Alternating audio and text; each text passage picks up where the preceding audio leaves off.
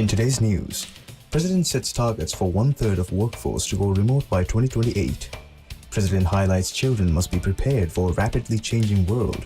And National Juvenile Justice Conference officially kicks off.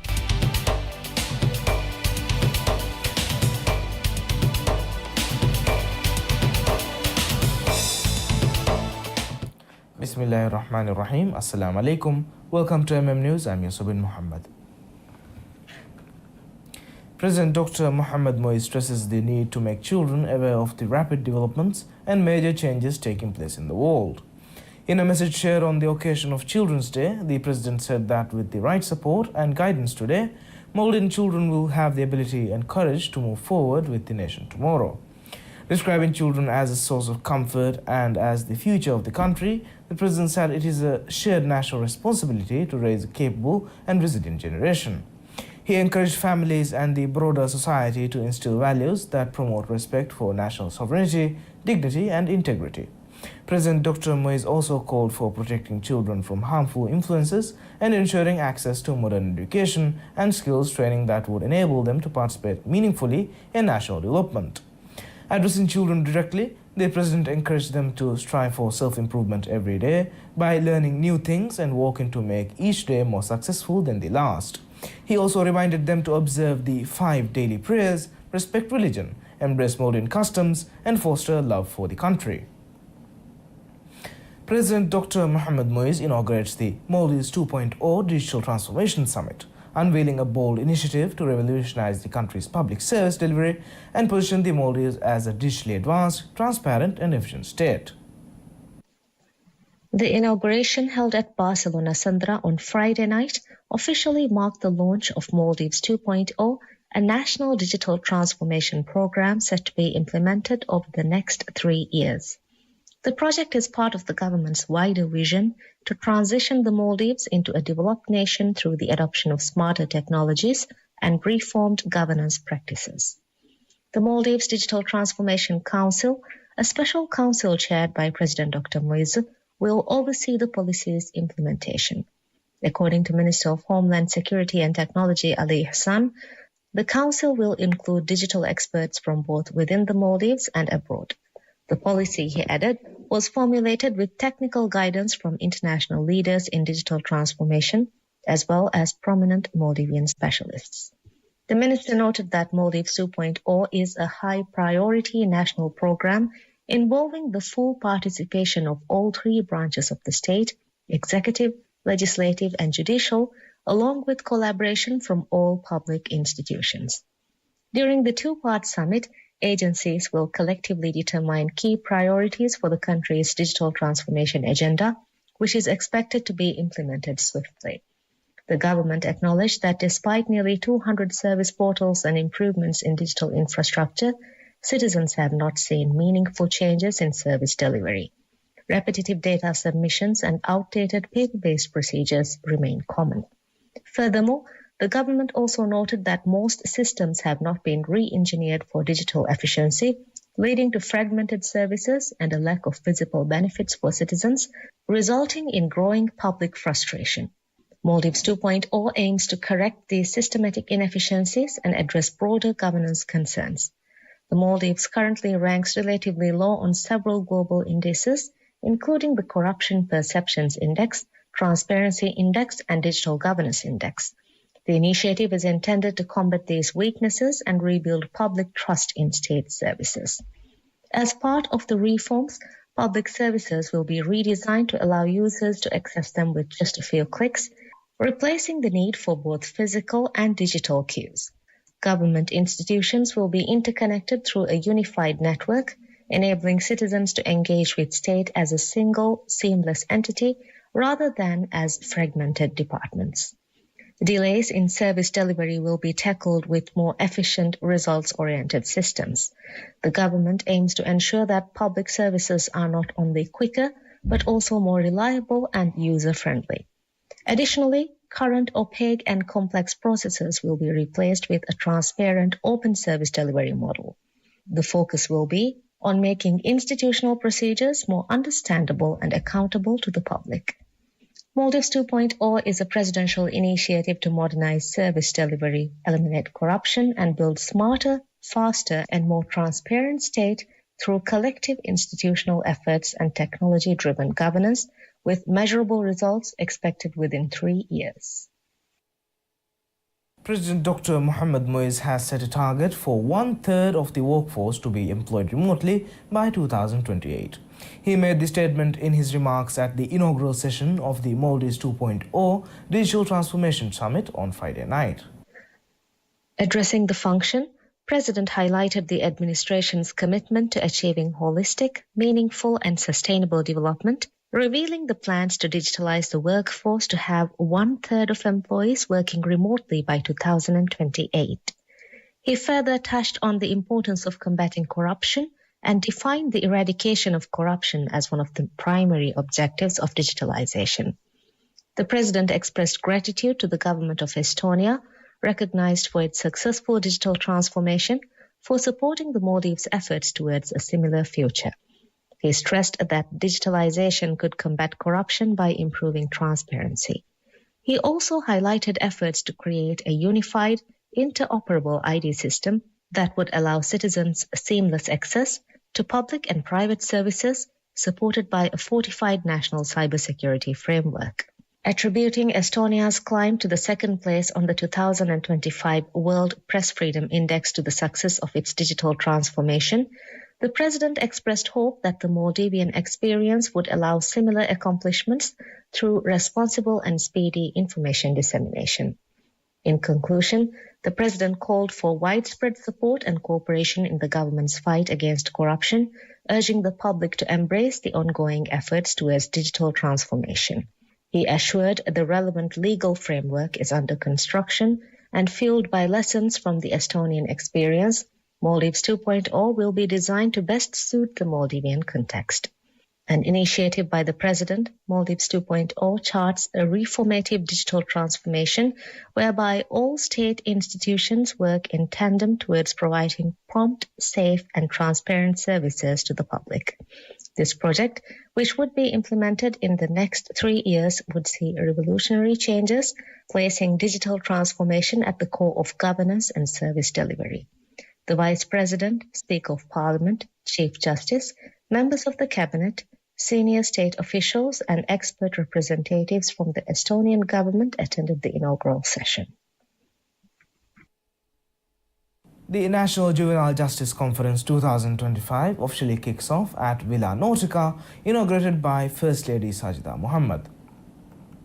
Held from May 10 to 12, the conference is the first of its kind to bring together all key stakeholders in the juvenile justice sector, organized under the theme of strengthening the juvenile justice system. The event aims to promote dialogue, cooperation, and evidence-based reform among relevant agencies.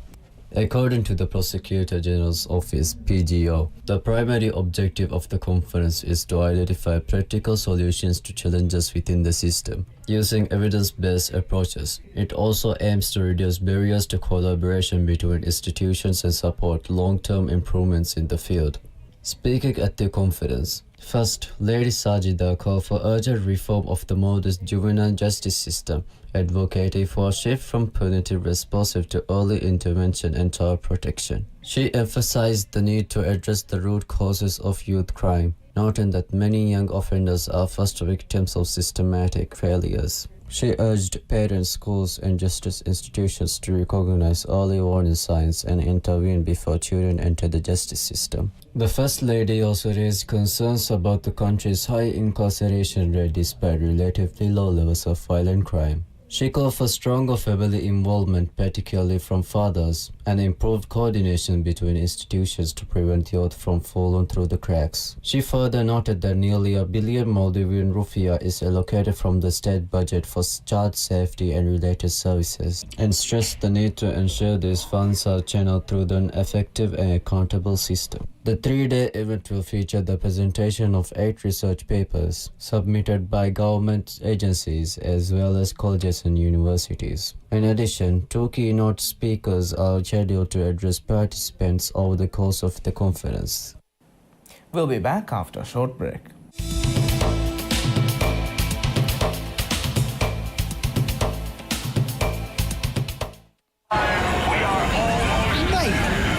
nervous in here today. Of course, bro. It's the kickoff. It's the new Premier League season. I'll be ready. Get loud. This is new faces, latest drip, and fresh trims. It's time to believe.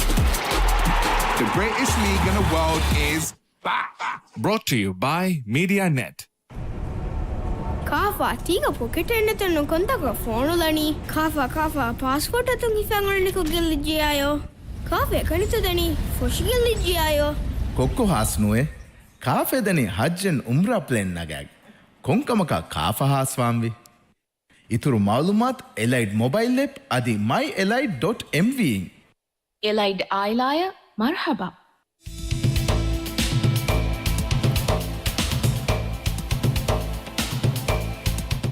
Welcome back. Prosecutor General Al-Ustaz Abbas Sharif draws attention to the urgent need for enhanced cooperation among government ministries and agencies to fortify the juvenile justice system in the Maldives at the opening of the National Juvenile Justice Conference 2025. In his keynote address, the Prosecutor General acknowledged the dedicated efforts of institutions such as the Police Service, the Department of Juvenile Justice, and the Ministry of Social and Family Development, while pointing out that the absence of coordinated action continues to undermine comprehensive support for juvenile cases. He observed that many government entities remain confined to their respective mandates, resulting in a fragmented and inefficient service landscape. Employing a striking metaphor, Ustaz Abbas likened each institution's independent initiatives to custom-tailored garments, individually well-crafted but collectively incoherent without harmonization into a single unified design. Calling for a paradigm shift, Ustaz Abbas advocated moving away from siloed operations towards a more integrated cross-sectoral framework. He emphasized that true child protection is only attainable when institutions collaborate across structural boundaries and align their efforts towards common goals. Echoing this appeal, UNICEF representative to the Maldives, Dr. Edward Adai, stressed that the well-being of children must be viewed as fundamental to the stability of families and the broader development of the nation. He affirmed that meaningful and sustained national progress hinges on placing children's rights and interests at the heart of collective action by all relevant stakeholders.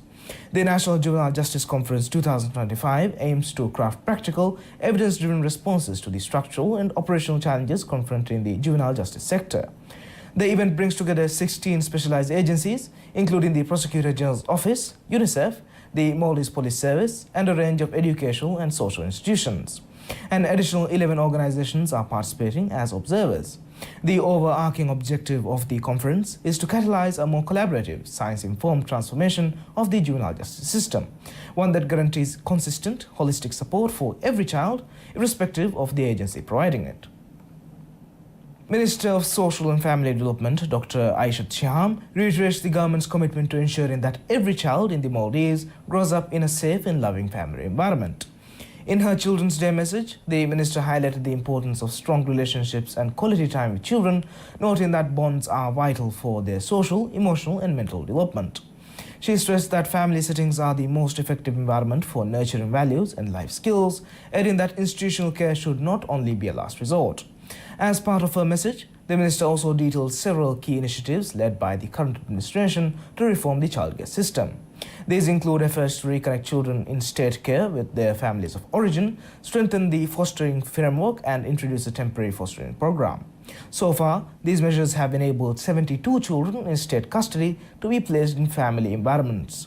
Additionally, the minister praised the public support and urged continued collaboration to ensure that all children grow up in a safe, caring environment.